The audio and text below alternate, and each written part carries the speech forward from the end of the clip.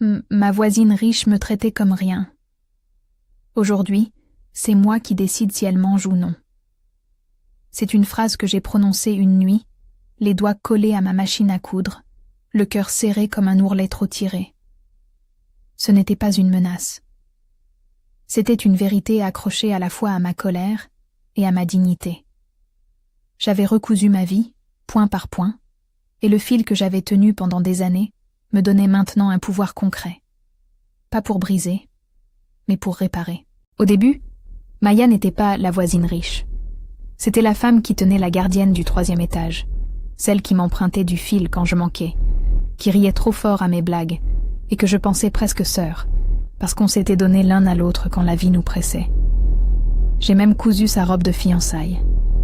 Quand elle a épousé Karim, tout le quartier a vu la métamorphose. Les portes s'ouvraient, les regards changeaient, et bientôt elle ne me voyait plus comme Nadia la couturière, mais comme Nadia, la bonne à tout faire, la main-d'œuvre gratuite à qui on confiait des corvées, des couches, des secrets à oublier. Je n'ai jamais regretté d'avoir aidé. Je n'ai jamais regretté les nuits blanches passées à coudre perruques pour ces événements, à repasser ses robes, à cacher mes rêves dans la poche intérieure d'un manteau. J'ai pensé que la loyauté était une valeur qui ne me trahirait pas. J'ai pensé que mon travail finirait par parler pour moi. Mais les gens n'aiment pas toujours la vérité. Ils aiment l'image, et Maya a choisi l'image comme religion. Elle a commencé par des petites piques, des sourires calculés devant des invités. « Tu vois, Nadia, sans moi tu n'aurais rien. » Des phrases balancées comme des déchirures, qui laissèrent mes mains trembler mais mon sourire restait. Puis, un soir de réception, devant des amis du mari riche, elle m'a traité ouvertement comme si j'étais invisible. Je servais, elle brillait. Une main sur mon épaule, un rire hautain, et la promesse que j'avais faite, de veiller sur elle, s'est retournée en élan de mépris. Je pourrais raconter ici des dizaines de petites humiliations, ces épingles plantées doucement dans le tissu de ma vie. Mais c'est la grande déchirure qui m'a tout pris. Une accusation de vol. Une somme importante avait disparu du compte destiné à une collecte pour l'école du quartier. Les regards se sont tournés vers moi, parce que j'étais la plus proche, parce que j'avais accès aux reçus, parce que l'évidence sociale préfère un bouc émissaire visible. Maya, qui souriait autrefois comme on offre du pain, a signé la fin de ma place dans son monde d'apparence. Elle a parlé avant d'écouter. Elle a choisi la version qui l'arrangeait. On m'a demandé de partir. Les invitations se sont taries, les commandes aussi. Je me souviens du bruit des clés claquant sur le pas de la porte, du sac en plastique que j'ai traîné jusqu'à l'atelier que j'avais loué à crédit. Les clients qui s'étaient jurés loyauté ont retrouvé des excuses. Les nuits sont devenues des aiguilles qui me piquaient à la peau et me réveillaient pour coudre encore. Parce que la seule chose qui restait mienne était mon savoir-faire. Si vous aimez les récits de justice et d'obstination, abonnez-vous, restez avec moi. Il y a des gens qui pensent que l'histoire finit avec une porte qui claque. Elle ne commence pas là. Elle commence quand tu prends le fil cassé et que tu l'attaches à une nouvelle aiguille. Je me suis relevée par étapes invisibles. D'abord, j'ai cousu des masques pour les voisins pendant l'hiver du froid et du manque. Puis je les ai vendus à prix symbolique, pour prouver que ce que je faisais valait quelque chose. Chaque commande était une petite victoire. Un ourlet parfait, une manche reconstruite, une longue robe pour une mère qui voulait briller à l'anniversaire de son fils. J'ai appris à vendre, à photographier mes créations sous la lumière qui flatte, à parler sans honte de mes tarifs. On m'a nommée Nadia des Rabats, celle qui répare, avant d'apprendre mon vrai nom. Un jour, Léna est passée devant mon atelier.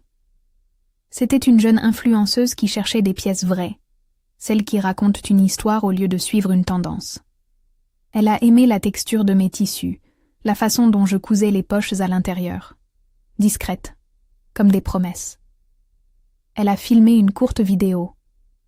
Moi, les mains couvertes de fil, un sourire fatigué mais honnête. La vidéo a pris. En quelques semaines, mes petites commandes sont devenues une avalanche. Des clients de quartiers voisins, puis des boutiques, puis une commande plus grosse qu'on ne peut refuser. Une collection capsule pour un petit magasin du centre-ville. J'ai embauché ma première employée, puis 2. J'ai trouvé un local plus grand, peint en blanc cassé pour que mes créations respirent. Pendant que je tenais ma ligne, Maya tenait la sienne, une vie lustrée de billets, de verres effilés, de fêtes où la nourriture était métaphore de statut. Mais la vie ne se cantonne pas toujours à l'éclat. L'orgueil a ses fissures. Un soir, une voix enregistrée a circulé sur le téléphone d'un ami commun. On y entendait Maya, riant, déclarer « J'ai épousé Karim pour son argent, évidemment. Qui croirait que je me soucierais des autres ?» Elle parlait de moi en utilité, de mes promesses comme on parle d'objets qu'on range. La vidéo a circulé. L'image qu'elle avait polie s'est fissurée. Mais la revanche n'est pas toujours un spectacle. Le quartier bruisse de petites vérités.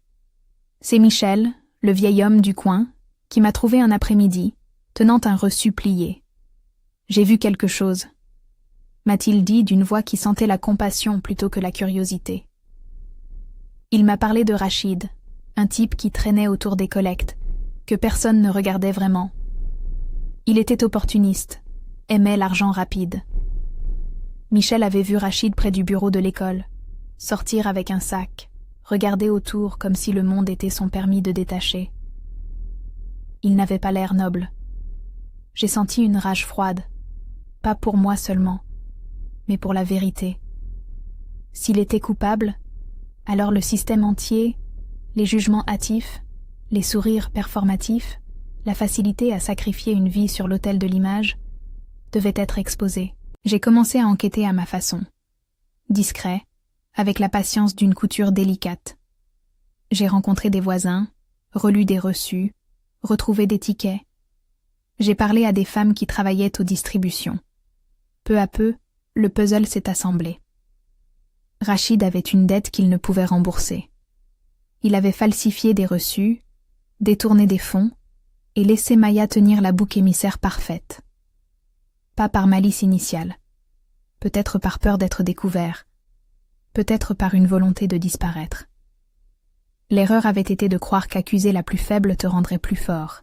Quand la vérité est sortie, ce n'était pas une explosion. C'était une porte qui s'ouvrait sur la fatigue des gens. Rachid a été confronté, et il a tout avoué. Les regards que j'avais ressentis comme des poignards depuis des mois se sont tournés, enfin, vers l'origine du mal. Maya a perdu des soutiens. Karim a dû faire face à la réalité de sa tête de ménage. La chute sociale n'a pas été spectaculaire. Les masques tombent rarement d'un coup. Mais pour Maya, l'image s'est ternie d'une façon irréversible. Les invitations ont diminué, les soirées se sont animées d'un silence qui en disait plus que tout. Pour moi, la vérité n'a pas été une revanche sucrée. Elle a été une respiration. J'ai recouvré ce que l'on m'avait pris, lentement. Les commandes ont repris, les clients revenaient avec des mots nouveaux. Tu nous as manqué. On a vu ce qui s'était passé. On préfère maintenant venir chez toi. Mais j'avais changé aussi. L'humiliation m'avait appris la valeur de protéger sa dignité avant de réclamer réparation. Il y a une différence entre rendre la monnaie et reconstruire une confiance. La roue a continué de tourner, mais pas par magie, par fil et sueur. Mon atelier est devenu un petit empire de tissus honnêtes, d'éthique de travail. Nous avons commencé à reverser une part des ventes à un fonds d'aide alimentaire pour le quartier. Une décision qui venait de beaucoup d'histoires, de nuits blanches, de regards qui m'avaient fait sentir petite. Je voulais que le don ne soit pas condescendant, que l'aide ne soit pas une leçon. Alors j'ai structuré.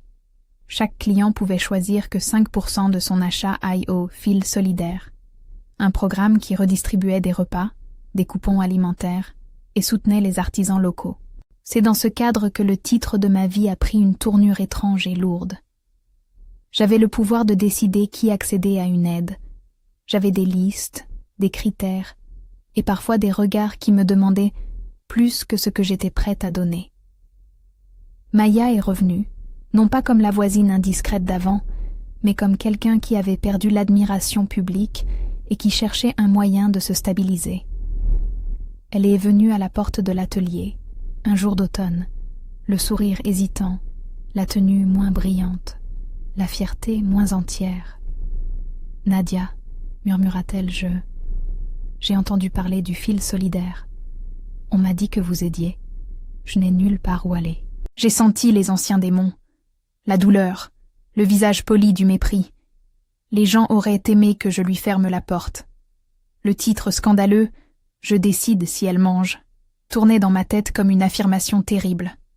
Mais je savais, au fond, que refuser de nourrir quelqu'un, littéralement, n'était pas ce que j'étais devenue. Ma justice ne pouvait pas être une vengeance qui tue la dignité. Elle devait être réparation et leçon. Ma décision devait redéfinir la justice, pas l'obscurcir. Alors j'ai posé des conditions. Pas pour l'humilier davantage, mais pour sauver sa dignité et la réparer. D'abord reconnaître ses torts, pas seulement envers moi, mais envers la communauté. Une reconnaissance publique, simple, sans mise en scène. Ensuite, participer au programme, non comme bénéficiaire unique, mais comme contributrice. Donner du temps, travailler un nombre d'heures au centre pour apprendre à coudre, à gérer un stock, à comprendre les rouages de ce que l'on appelle aide. Enfin, contribuer financièrement à hauteur de ce qu'elle pouvait, pas pour me venger, mais pour qu'elle comprenne la valeur réelle d'un euro gagné. Maya a hésité. Son orgueil a dansé, puis a trébuché. Devant les caméras du téléphone de Lena, qui voulait encore une fois raconter une histoire vraie, elle a prononcé des mots maladroits, mais honnêtes. Elle a dit qu'elle avait été aveuglée par la peur, par la pression d'être idéale. Elle a admis qu'elle m'avait dépossédée injustement. C'était un début. J'ai accepté ses excuses, non parce que tout était pardonné, mais parce que la seule vengeance dont j'étais capable n'était pas de la laisser mourir de faim, et encore moins de l'humilier. Ma vengeance, si elle doit être nommée, était de la remettre face à la réalité. Travailler pour mériter, pas seulement pour briller. J'ai demandé une chose supplémentaire, qu'elle participe à une campagne de sensibilisation sur la dignité dans l'aide. Elle a accepté. Elle est allée parler devant les étudiants de la fac voisine. Elle a expliqué, tremblante, comment l'image peut dévorer l'humain. Le pouvoir que j'avais de décider si elle mange s'est transformé en levier pour transformer, pour exiger réparation, pour dire « l'aide ne doit pas humilier, l'aide doit restituer ». Il y a des voix qui m'ont critiquée. On dit que je n'avais pas été assez dure, que j'avais laissé échapper une occasion de lui rendre la monnaie. D'autres m'ont remercié pour ne pas avoir renforcé un cercle vicieux. Moi, je savais que j'avais choisi en accord avec ce que j'aimais construire. Un monde où le travail honnête paie, où la dignité prime.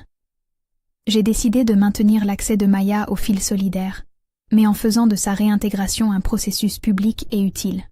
Elle devait rembourser sa faute symboliquement par du temps et de l'effort, et par une parole vraie face aux gens qu'elle avait trahis. Le geste a eu une portée inattendue. Les voisins, qui avaient regardé la scène depuis des années, ont commencé à participer. Certains ont offert des tissus, d'autres des heures de formation, des dons. Mon atelier a accueilli des femmes qui avaient été effacées, des jeunes qui n'avaient plus de repères. Nous avons formé une petite équipe qui s'occupait des distributions, et chacun comprenait que nourrir quelqu'un, ce n'est pas seulement donner un repas. C'est réapprendre à se lever le matin avec dignité. Je ne suis pas devenue meilleure que Maya. Je suis devenue autre. Une femme qui a appris que le pouvoir n'est pas un trophée, mais une responsabilité. Tenir les clés d'un stock de nourriture, ou décider des bénéficiaires d'un programme, c'est peser sur des vies. Je l'ai fait en pesant sur mon cœur. J'ai choisi la condition la plus difficile, exiger que la réparation soit publique, que la reconnaissance soit honnête, que l'orgueil cède la place à l'apprentissage. J'ai choisi de recoudre des liens plutôt que de les brûler. Aujourd'hui, quand on me demande si j'ai vraiment laissé Maya manger, la réponse est double. Oui, elle a mangé, mais elle a dû remettre la main à la pâte, elle a appris à trier les tissus, à coudre des sacs réutilisables pour les distributions, à écrire des reçus corrects. Elle a vu la valeur du travail, et cela a transformé quelque chose en elle. Et non, je n'ai pas donné l'aide comme une offrande sans retour. Je l'ai donnée comme une chance de rédemption. La vraie justice réparatrice ne détruit pas, elle restaure. Je raconte tout cela non pour briller, mais parce qu'il y a une leçon qui dépasse mon histoire personnelle. Le vrai pouvoir, celui qu'on acquiert après les humiliations, et celui qu'on utilise pour construire plutôt que pour abattre. J'aurais pu être cruelle. J'ai choisi d'être courageuse. Le fil qui a recousu ma vie a servi à recoudre des vies autour de moi. Peut-être que vous, là, assis avec votre tasse, vous vous demandez ce que vous auriez fait à ma place. Auriez-vous fermé la porte? Auriez-vous craché votre douleur au visage de la personne qui vous a blessé? Auriez-vous accepté un rôle de juge et de bourreau? Je ne prétends pas avoir pris la route la plus facile. Mais je pense avoir choisi la route qui laisse le moins de ruines derrière elle. La fin de cette histoire n'est pas un point, c'est un pointillé. Maya a repris sa vie, plus humble, moins brillante, mais présente. Elle est passée de l'ombre d'une image à la contrainte du travail. Moi, mon atelier bat son plein. Le fil solidaire continue, alimenté par des ventes, des rencontres, des paroles. Michel vient encore parfois boire un café. Elena poste d'autres vidéos, non plus pour raconter des scandales, mais pour montrer des femmes qui se relèvent. Rachid a été jugé pour ce qu'il était. Un opportuniste, pas un mythe. Si la question que pose mon titre vous titille, c'est moi qui décide si elle mange ou non, rappelez-vous ce que j'ai décidé vraiment. J'ai décidé que la nourriture serait un moyen de réhabilitation, pas d'auto-justice. J'ai décidé que mon pouvoir ne serait pas de détruire la personne qui m'a blessée, mais d'exiger qu'elle redevienne humaine, de la remettre face à ses actes et de la faire participer à la réparation. Et si vous me demandez aujourd'hui si je regrette, la réponse est non. J'ai choisi la dignité plutôt que la revanche brutale. Maintenant dites-moi, Team Nadia ou Team Maya? Ou peut-être êtes-vous entre les deux, fatigué de choisir des camps? Dites pourquoi dans les commentaires. Racontez une fois où vous avez dû transformer la colère en réparation, ou comment vous auriez agi. Si mon histoire vous parle, partagez-la. Peut-être que, autour d'une machine à coudre, nous apprendrons tous à recoudre plutôt qu'à déchirer.